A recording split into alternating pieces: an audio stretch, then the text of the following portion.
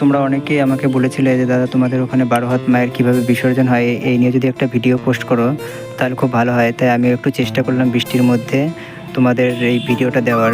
দেখো।